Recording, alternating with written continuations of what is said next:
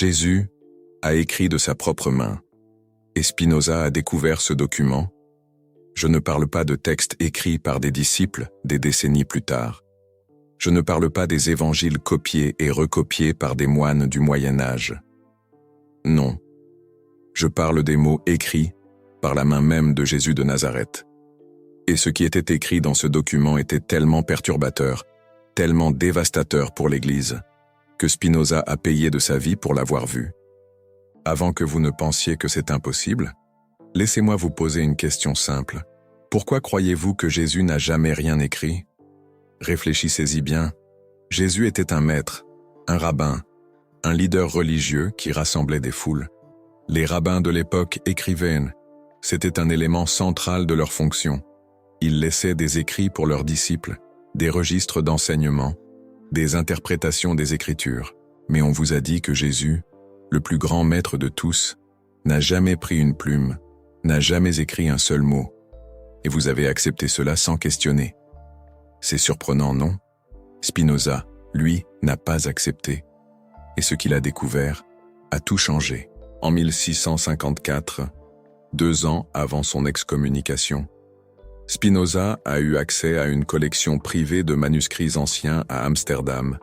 Cette collection appartenait à un commerçant juif qui avait fui l'Inquisition espagnole des décennies auparavant, emportant avec lui des documents que sa famille gardait depuis des générations.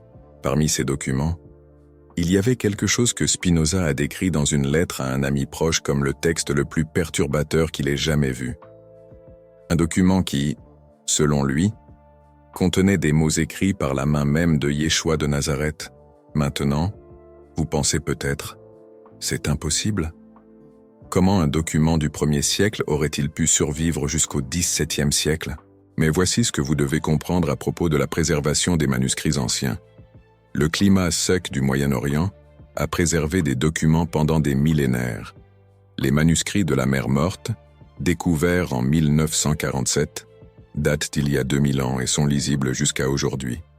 Des papyrus égyptiens de 3000 ans existent encore.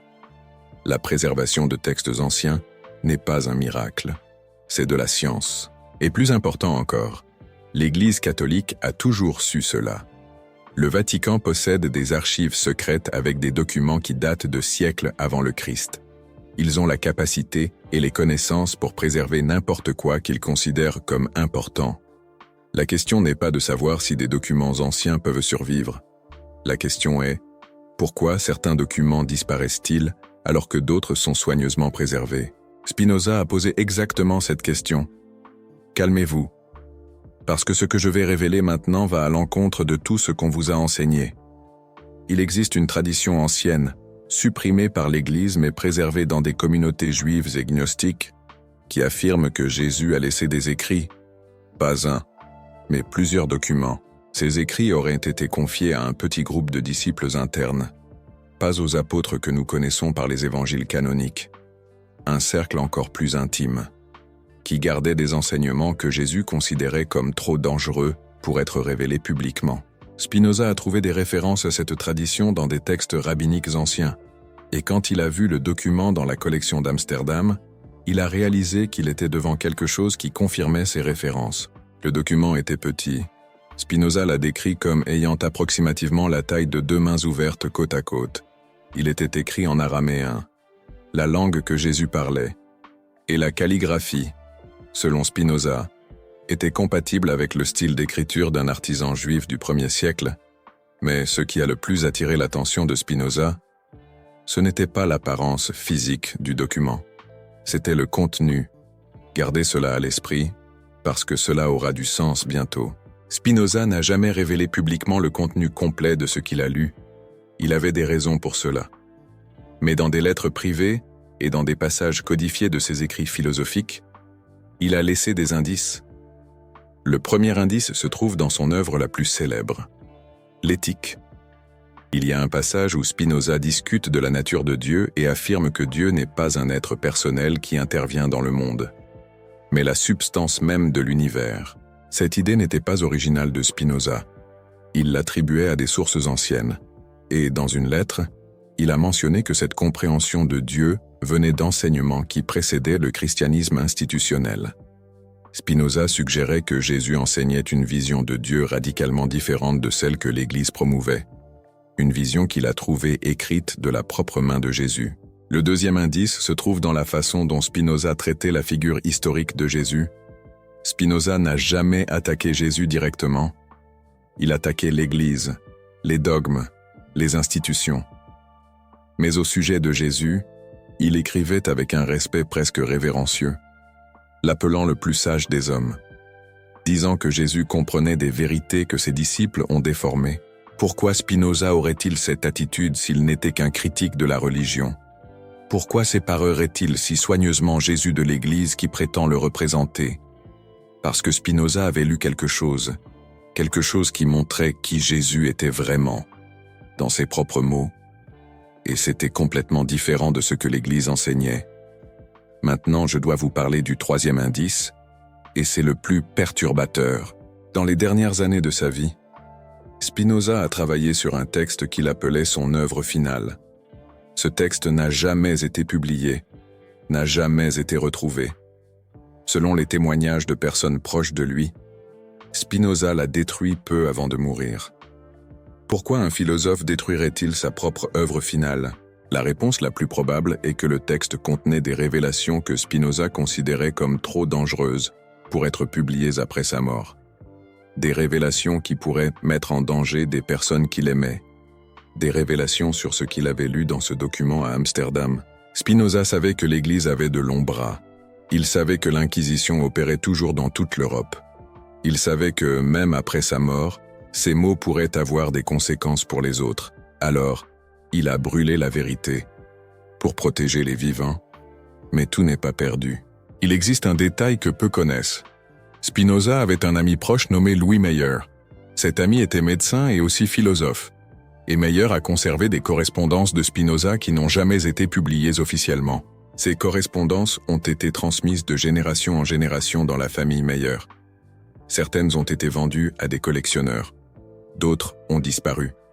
Mais des fragments en ont été cités par des historiens du XIXe siècle qui ont eu accès aux originaux.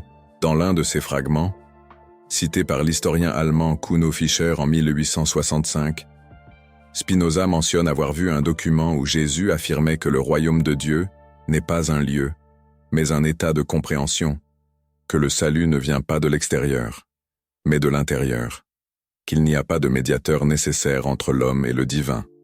Ces idées sont explosives. Elles éliminent la nécessité de l'Église, des prêtres, des sacrements. Si Jésus a réellement enseigné cela, alors toute la structure du christianisme institutionnel est une distorsion de son message originel. Et Spinoza affirmait avoir vu cela écrit de la main de Jésus lui-même. Maintenant, vous vous demandez peut-être, pourquoi l'Église n'a-t-elle pas simplement détruit ce document il y a des siècles? Voici où l'histoire devient encore plus complexe. Le document que Spinoza a vu n'était pas sous le contrôle de l'Église. Il était entre des mains juives. Il avait été transmis de génération en génération par des familles qui fuyaient la persécution chrétienne. D'abord en Palestine, puis en Espagne, puis au Portugal, jusqu'à Amsterdam. Ces familles savaient ce qu'elles avaient. Elles savaient que c'était dangereux, et elles savaient que l'Église ferait tout pour le détruire. C'est pourquoi elles l'ont gardé secret pendant des siècles. Spinoza fut l'une des rares personnes en dehors de ses familles à voir le document. Et cela n'est arrivé que parce qu'il était lui-même juif, d'une famille de réfugiés ibériques, et parce que le propriétaire de la collection lui faisait confiance. Mais cette confiance a eu des conséquences. Après que Spinoza ait vu le document, quelque chose a changé en lui. Ses écrits sont devenus plus radicaux. Ses critiques envers la religion institutionnelle sont devenues plus acérées, et il a commencé à poser des questions qui inquiétaient autant les Juifs que les chrétiens. L'excommunication de Spinoza en 1656 ne portait pas seulement sur ses idées philosophiques, elle portait sur ce qu'il savait, elle portait sur ce qu'il pouvait révéler. La communauté juive d'Amsterdam était sous pression constante de l'Église catholique et des autorités protestantes. Abréger quelqu'un qui possédait une connaissance dangereuse était trop risqué. Spinoza devait être silencié, isolé, rendu incrédible. Et c'est exactement ce que l'excommunication a fait. Mais l'Église n'était pas satisfaite seulement de cela. Il existe un registre perturbant dans les archives de l'Inquisition espagnole. En 1660, 4 ans après l'excommunication de Spinoza, un agent de l'Inquisition à Amsterdam a envoyé un rapport à Madrid mentionnant un philosophe juif qui allègue posséder connaissance de documents hérétiques. Le rapport ne mentionne pas Spinoza par son nom. Mais la description correspond parfaitement à lui, et le rapport demandait autorisation pour agir. Nous ne savons pas quelle action a été entreprise. Les archives sont incomplètes. Mais nous savons que Spinoza a vécu le reste de sa vie sous surveillance, changeant d'adresse fréquemment, évitant de publier sous son propre nom, se maintenant dans l'ombre. Et nous savons qu'il est mort jeune, à 44 ans, officiellement de tuberculose aggravée par la poussière de polir les lentilles. Mais certains historiens questionnent cette version. Spinoza avait accès aux meilleurs médecins d'Amsterdam. Il n'était pas pauvre.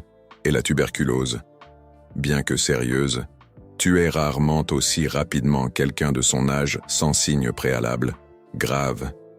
Certains suggèrent que Spinoza a été empoisonné, que l'Église ou ses agents l'ont finalement atteint, qu'il a payé le prix final pour avoir vu ce qu'il n'aurait pas dû voir. Nous ne pouvons pas le prouver, mais nous ne pouvons pas non plus l'écarter. Ce que nous savons avec certitude, c'est que Spinoza a emporté des secrets dans sa tombe. Des secrets sur un document qui révélait qui Jésus était vraiment. Des secrets que l'Église avait des raisons puissantes de supprimer. Et maintenant, nous devons parler de ce que ce document contenait probablement. Spinoza n'a jamais révélé le contenu complet, mais basé sur ses indices, dans ses œuvres philosophiques et dans les traditions antiques qu'il a étudiées, nous pouvons reconstruire une image approximative. Le document contenait probablement des enseignements ésotériques de Jésus. Pas les paraboles publiques que nous connaissons des évangiles, mais des instructions réservées à un cercle interne de disciples. Ces enseignements présentaient probablement Dieu non pas comme un être personnel qui juge et punit, mais comme la force fondamentale de l'univers, présente dans toutes les choses. Ils enseignaient probablement que le salut ne vient pas de la croyance ou du rituel, mais de la compréhension et de la transformation intérieure. Ils niaient probablement la nécessité d'intermédiaires entre l'humain et le divin, rendant obsolète toute structure ecclésiastique, et ils contenaient probablement des critiques directes aux pratiques religieuses de l'époque, des critiques qui pourraient facilement être appliquées à l'Église qui viendrait après. En d'autres termes, le document montrait un Jésus qui était l'opposé de ce dont l'Église avait besoin qu'il soit. L'Église avait besoin d'un Jésus qui légitimait son autorité. Le document montrait un Jésus qui rejetait toute autorité religieuse institutionnelle. L'Église avait besoin d'un Jésus qui exigeait une médiation sacerdotale. Le document montrait un Jésus qui enseignait un accès direct au divin. L'Église avait besoin d'un Jésus qui promettait le salut seulement à travers elle. Le document montrait un Jésus qui enseignait l'autolibération à travers la connaissance. Si ce document était largement connu, le christianisme institutionnel entrerait en collapse. 2000 ans de doctrine seraient exposés comme une distorsion délibérée. C'est pourquoi l'Église a tout fait pour le supprimer. C'est pourquoi Spinoza a été silencié. C'est pourquoi cette vérité est restée cachée, jusqu'à maintenant. Mais avant de continuer, je dois vous raconter quelque chose qui va rendre tout cela encore plus réel. Il existe un seul moment dans les évangiles où Jésus est décrit écrivant. Un seul moment. Et l'Église fait tout pour que vous n'y prêtiez pas attention. Dans l'évangile de Jean, chapitre 8, il y a une scène où les pharisiens amènent une femme accusée d'adultère à Jésus. Ils veulent qu'il la condamne. C'est un piège. Et que fait Jésus ? Il se baisse et commence à écrire par terre avec le doigt. Les pharisiens continuent de le presser, et Jésus continue d'écrire, silencieusement, calmement, traçant des mots dans le sable. Finalement, il se lève et dit la phrase célèbre « Que celui d'entre vous qui est sans péché jette la première pierre. » Les accusateurs s'en vont, un par un. Mais voici la question que personne ne pose. Qu'a écrit Jésus ? Le texte biblique ne le dit pas, délibérément ne le dit pas. Et c'est étrange. Pourquoi l'évangéliste mentionnerait-il que Jésus écrivait si le contenu n'était pas important? Pourquoi inclure ce détail et puis simplement l'ignorer? À moins que le contenu ne soit trop important pour être enregistré, trop dangereux pour être préservé. Certains érudits anciens ont tenté de combler cette lacune. Il existe des manuscrits du IIe et du IIIe siècle qui spéculent sur ce que Jésus aurait écrit. Certains disent que c'était les péchés des accusateurs, d'autres disent que c'était des mots des prophètes. Mais il existe une tradition plus ancienne, préservée dans les communautés gnostiques, qui raconte une histoire différente. Selon cette tradition, Jésus a écrit quelque chose sur la nature de Dieu, quelque chose qui révélait une vérité que les pharisiens ne voulaient pas que le peuple sache, quelque chose qui défiait toute la structure religieuse de l'époque. Et quand les accusateurs ont lu ce qui était écrit sur le sable, ils ont compris que Jésus savait. Il savait des vérités qu'il cachait. Il savait des secrets qu'il gardait précieusement. C'est pour ça qu'ils sont partis, pas par honte de leurs péchés personnels, mais par peur de ce que Jésus pouvait révéler. Spinoza connaissait cette tradition, et il croyait que le document qu'il avait vu à Amsterdam contenait exactement ça, les paroles que Jésus aurait écrites sur le sable, préservées par des disciples qui étaient présents et qui avaient compris son importance. Ça change tout, n'est-ce pas? Si Jésus a écrit sur le sable, il aurait pu écrire ailleurs aussi, sur des parchemins, sur des papyrus, sur n'importe quelle surface disponible. L'idée que Jésus n'ait jamais rien laissé d'écrit est une construction de l'Église, une construction convéniente, qui permet à l'Église de contrôler complètement la narrative. S'il n'existe que des textes de tiers, l'Église peut les interpréter comme elle le souhaite. Elle peut ajouter, enlever, modifier. Mais, s'il existait quelque chose d'écrit de la propre main de Jésus, quelque chose qui pourrait être vérifié, comparé, authentifié, alors l'Église perdrait ce contrôle. C'est pour ça que des documents comme celui que Spinoza a vu devaient disparaître. C'est pour ça qu'il a été persécuté pour avoir eu connaissance de leur existence. Maintenant, il existe un autre élément historique que peu de gens connectent avec cette histoire. En 1633, 20 ans avant la naissance de Spinoza, l'Église catholique a condamné Galilée pour avoir affirmé que la Terre tourne autour du Soleil. Galilée a été forcé de nier ses découvertes scientifiques sous la menace de torture et de mort. Pourquoi je mentionne ça? Parce que ça montre le schéma de comportement de l'Église. L'Église n'avait aucun problème à supprimer des vérités scientifiques pour maintenir son pouvoir. Pourquoi aurait-elle des problèmes à supprimer des vérités historiques sur Jésus? S'ils étaient disposés à nier l'astronomie pour protéger leur autorité, ils seraient certainement disposés à nier des documents authentiques de Jésus qui contrediraient leur doctrine.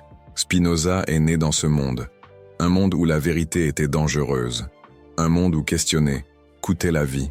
Et malgré tout, il a questionné, malgré tout, il a cherché, et ce qu'il a trouvé a confirmé ses pires craintes sur l'Église. Il existe encore un autre détail que je dois partager avant de continuer. La famille qui gardait le document que Spinoza a vu n'était pas n'importe quelle famille. C'étaient des descendants d'une lignée qui se disaient connectés aux premiers disciples de Jésus. Ce n'était pas inhabituel. Parmi les familles juives séfarades, beaucoup d'entre elles préservaient des traditions orales et écrites qui remontaient à des siècles avant Yeshua de Nazareth. Certaines alléguaient une descendance de prêtres du temple.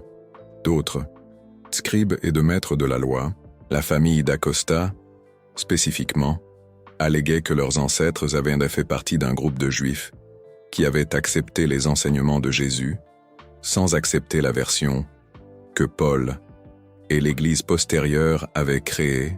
Ils étaient ce que certains historiens appellent des judéo-chrétiens, des fidèles des enseignements originaux de Jésus qui ont rejeté les additions théologiques de Paul, comme la divinité de Jésus, l'expiation par le sang et la nécessité de la foi pour le salut. Ces groupes ont existé pendant des siècles. L'Église les a persécutés implacablement, les a appelés hérétiques, a détruit leurs textes, a tué leurs leaders. Mais certains ont survécu, cachés, passant leurs documents de génération en génération, espérant le moment juste pour révéler ce qu'ils savaient. Spinoza, sans le savoir, est devenu partie prenante de ce courant de transmission.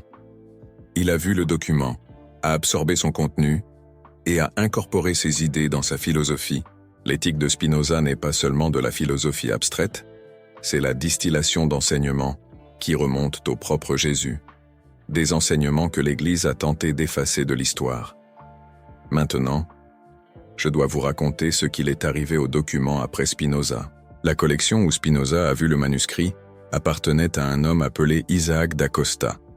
Cette famille était l'une des plus anciennes et respectées de la communauté juive portugaise à Amsterdam. Ils avaient fui l'Inquisition espagnole, en apportant avec eux des reliques et des documents que leurs familles gardèrent depuis des générations. Après la mort d'Isaac da Costa, la collection a été divisée entre ses héritiers. Certains documents ont été vendus, d'autres ont été donnés à des synagogues, et certains ont simplement disparu. Des historiens ont tenté de retracer le destin du document que Spinoza a vu. La plupart croient qu'il a été détruit, peut-être par les propres héritiers qui craignèrent les conséquences de le conserver. D'autres pensent qu'il a été vendu à un collectionneur privé et a disparu dans un coffre-fort européen, quelque part. Mais il existe une troisième possibilité. Une possibilité que certains chercheurs considèrent plausible. Le document pourrait avoir été acheté par l'Église elle-même. Pensez-y. L'Église avait des ressources illimitées, avait des agents dans toutes les villes importantes d'Europe, avait un intérêt absolu à contrôler n'importe quel document qui pourrait menacer sa narrative. Si l'Église savait de l'existence de ce document, elle ferait n'importe quoi pour l'obtenir. Et une fois entre ses mains, le document disparaîtrait pour toujours, dans les archives secrètes du Vatican. Ce n'est pas de la théorie conspirationniste.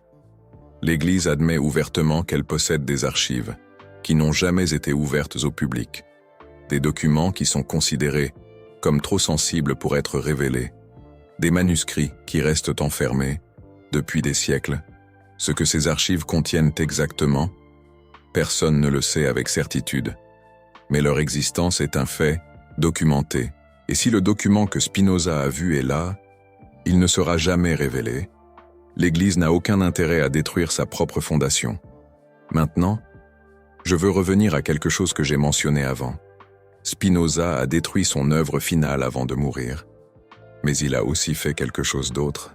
Dans les jours qui ont précédé sa mort, Spinoza a passé des heures à converser avec ses amis les plus proches. Selon des témoignages de l'époque, il était serein, presque joyeux, ne démontrait aucune peur de la mort. Et il a fait des révélations. Nous ne savons pas exactement ce que Spinoza a dit dans ses conversations finales.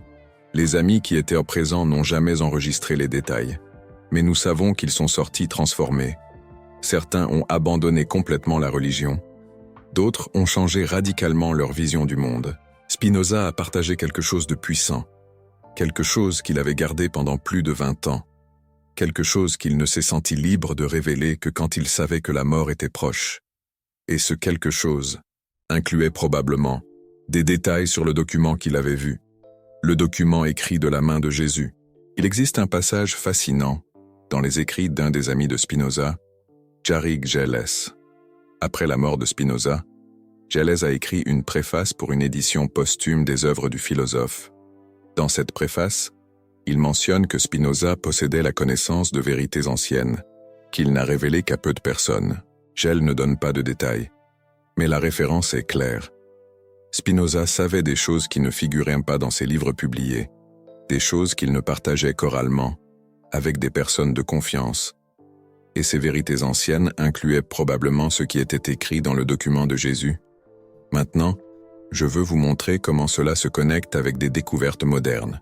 En 1945, 2 ans avant la découverte des manuscrits de la Mer Morte, une autre découverte monumentale a eu lieu en Égypte. Des paysans ont trouvé des jarres de céramique contenant des manuscrits anciens près de la ville de Nag Hammadi. Ces manuscrits, connus sous le nom de bibliothèque de Nag Hammadi, contenaient des textes gnostiques du IIe et IIIe siècle, des évangiles perdus, des enseignements secrets, des textes que l'Église avait déclarés hérétiques et tenter de détruire. Et voici ce qui est fascinant. Le contenu de ces textes correspond remarquablement aux idées que Spinoza défendait. L'Évangile de Thomas, l'un des textes de Nag Hammadi, présente Jésus enseignant que le royaume de Dieu n'est pas un lieu externe, mais une réalité intérieure. Exactement ce que Spinoza affirmait avoir lu dans le document original. L'Évangile de Philippe parle de connaissance directe du divin, sans nécessité d'intermédiaire. Encore une fois, des idées que Spinoza défendait. L'Évangile de la vérité décrit Dieu non pas comme un être personnel, mais comme la source de toute existence. La même vision que Spinoza a articulée dans son Éthique, c'est comme si Spinoza, 300 ans avant Nag Hammadi, connaissait déjà ses enseignements, comme s'il avait eu accès à une source qui préservait les mêmes traditions, et peut-être que cette source était encore plus ancienne, peut-être que c'était le document écrit par Jésus lui-même. Les textes de Nag Hammadi sont des copies faites des siècles après Jésus, mais ils peuvent avoir été basés sur des originaux beaucoup plus anciens, des originaux qui remontaient au propre Jésus ou à ses disciples immédiats. Si le document que Spinoza a vu était l'un de ces originaux, alors il regardait à la source de toute une tradition spirituelle alternative, une tradition que l'Église a travaillé inlassablement pour détruire, et Spinoza a payé le prix pour avoir touché à cette vérité. Il existe un détail additionnel qui rend tout cela encore plus fascinant, et peu d'érudits font cette connexion. Le philosophe Gottfried Leibniz, contemporain de Spinoza, lui a rendu visite en 1676, un an avant sa mort. Leibniz était un génie universel, mathématicien, philosophe, et aussi un chrétien dévot. Selon des témoignages, Leibniz a passé plusieurs jours à converser avec Spinoza. Le contenu de ces conversations n'a jamais été totalement révélé, mais nous savons que Leibniz est sorti perturbé. Dans des lettres postérieures, Leibniz mentionne que Spinoza possédait des connaissances qui l'avaient profondément impressionné, mais aussi alarmé. Il n'entre pas dans les détails, mais le langage suggère que Spinoza a partagé des informations qui défièrent la foi de Leibniz. Qu'est-ce que Spinoza aurait dit? Qu'aurait-il montré? Certains historiens spéculent que Spinoza pourrait avoir partagé des détails sur le document de Jésus avec Leibniz, et que cela expliquerait la réaction du philosophe allemand. Leibniz a passé le reste de sa vie à essayer de réconcilier raison et foi. Il a créé des théories philosophiques élaborées pour défendre l'existence de Dieu et la bonté divine. C'est comme s'il répondait à quelque chose, essayant de réfuter quelque chose qui avait ébranlé ses certitudes, et ce quelque chose peut avoir été ce que Spinoza a révélé sur Jésus. L'histoire est remplie de moments comme celui-ci, des moments où la vérité presque émerge, mais est de nouveau supprimée. Des moments où des personnes courageuses touchent à des secrets anciens et sont ensuite silencées. Spinoza fut l'une de ces personnes, et son héritage, bien qu'incomplet, pointe vers des vérités qui doivent encore être totalement révélées. Maintenant, je dois parler des implications de tout cela. Si Jésus a réellement écrit quelque chose de sa propre main, et si ce quelque chose contredisait la doctrine de l'Église, alors nous sommes devant l'une des plus grandes fraudes de l'histoire humaine. Cela signifie que l'Église n'a pas seulement déformé les enseignements de Jésus, mais savait qu'elle déformait. Cela signifie qu'ils avaient accès à la vérité et ont choisi de la supprimer. Cela signifie que 2000 ans de christianisme institutionnel sont construits sur un mensonge délibéré. C'est perturbant. C'est douloureux pour ceux qui ont été élevés dans la foi chrétienne, mais la vérité n'existe pas pour nous conforter. La vérité existe pour nous libérer. Et la liberté par la vérité était exactement ce que Spinoza enseignait. C'était ce qu'il croyait que Jésus enseignait. C'était ce qui était écrit dans ce document. Vous venez de découvrir quelque chose qui a coûté à Spinoza sa communauté, sa sécurité et possiblement sa vie. Ces révélations ont été enterrées pendant des siècles parce qu'elles défient les narrations qui soutiennent des institutions puissantes. Chaque vidéo comme celle-ci exige de plonger dans des archives obscures, de connecter des fragments dispersés, de reconstruire des vérités qu'ils ont tenté d'effacer. Le Super Thanks là en bas n'est pas seulement un soutien financier, c'est vous disant « Je choisis de savoir même quand la vérité est difficile ». C'est vous devenant partie de ceux qui n'acceptent pas les narrations prêtes juste parce qu'elles sont convénientes. C'est vous honorant le sacrifice de personnes comme Spinoza qui ont payé des prix énormes pour que la vérité survive. Ensemble, Nous déterrons ce qui a été délibérément caché. Et c'est un acte révolutionnaire. Maintenant, je veux partager une dernière réflexion sur ce thème. Spinoza est mort en 1677. Ses derniers jours furent paisibles. Il a conversé avec des amis, organisé ses papiers, et affronté la mort avec la sérénité de quelqu'un qui n'avait pas peur de l'inconnu sur son lit de mort, selon des témoignages. Spinoza a dit qu'il n'avait pas de regrets. Il a dit qu'il avait vécu conformément à sa conscience. Il a dit qu'il avait cherché la vérité avant toute. Et quand on lui a demandé s'il craignait le jugement divin, Spinoza a souri et a dit qu'il n'y avait pas de jugement à craindre, que Dieu n'était pas un juge, mais la nature elle-même, qu'il n'y avait ni ciel ni enfer, seulement l'éternité de l'univers dont nous faisons tous partie. Ces mots n'étaient pas seulement de la philosophie abstraite pour Spinoza, c'étaient des vérités qu'il avait trouvées confirmées dans le document de Jésus. C'étaient des enseignements que le Maître lui-même avait laissé enregistrer. Spinoza est mort en sachant quelque chose que la plupart des gens ne sauront jamais. Il est mort ayant touché une vérité que l'Église a cachée pendant des millénaires. Il est mort en paix parce que cette vérité l'avait libéré. Et maintenant, une fraction de cette vérité est arrivée jusqu'à vous. Ce que vous en faites est votre choix. Vous pouvez ignorer. Vous pouvez rationaliser. Vous pouvez trouver des moyens d'intégrer cela dans votre vision du monde existante sans rien changer. Ou vous pouvez laisser cela vous transformer. Vous pouvez commencer à questionner ce qu'on vous a dit. Vous pouvez chercher des sources primaires au lieu d'accepter des interprétations prêtes. Peut-être, à l'instar de Spinoza, pouvez-vous choisir de placer la vérité au-dessus du confort. Une décision capitale. Le choix vous appartient. Il vous a toujours appartenu. Une liberté inaliénable. Mais souvenez-vous, Jésus, selon le document que Spinoza a eu entre les mains, enseignait précisément cela, que la vérité libère, que le savoir transforme, qu'il n'y a point de salut par autrui, mais uniquement par sa propre compréhension. Une quête personnelle. Si cela est vrai, alors vous possédez déjà tout ce dont vous avez besoin. Vous n'avez point besoin d'église, point besoin de prêtre, point besoin d'intermédiaire. Un chemin direct. Il vous faut uniquement le courage de voir ce qui se dresse devant vous, de regarder la réalité en face. Spinoza a eu ce courage, un courage immense, et il l'a payé cher, un prix élevé. La question qui se pose aujourd'hui est la suivante. L'avez-vous? Avez-vous cette force intérieure? Dites-moi, croyez-vous que Yeshua de Nazareth ait écrit quelque chose que l'Église a délibérément caché? Ou considérez-vous cela comme impossible? Écrivez « Je crois » dans les commentaires si cela résonne en vous, ou « J'en doute » si vous avez besoin de preuves supplémentaires. Un échange franc et direct. Et si vous connaissez quelqu'un qui remet en question les narrations officielles sur Jésus, transmettez-lui cette vidéo, partagez le savoir. Parfois, une information, un simple déclic, peut être le catalyseur dont quelqu'un a besoin pour commencer sa propre quête de vérité. Une étincelle de réveil. Dans les prochaines vidéos, je continuerai à exhumer ce que Spinoza a découvert. Il y a encore beaucoup à révéler, bien plus que l'Église a tenté de dissimuler. Un voile à lever. Inscrivez-vous si ce n'est pas déjà fait. Activez la cloche pour ne rien manquer. Soyez aux aguets, car la vérité continue d'attendre, tapis dans l'ombre, d'être enfin trouvée, un trésor caché. Et Spinoza, tel un phare dans la nuit, nous a montré le chemin, l'exemple à suivre. Avant de conclure, je souhaite vous laisser avec une dernière réflexion, un sujet de méditation.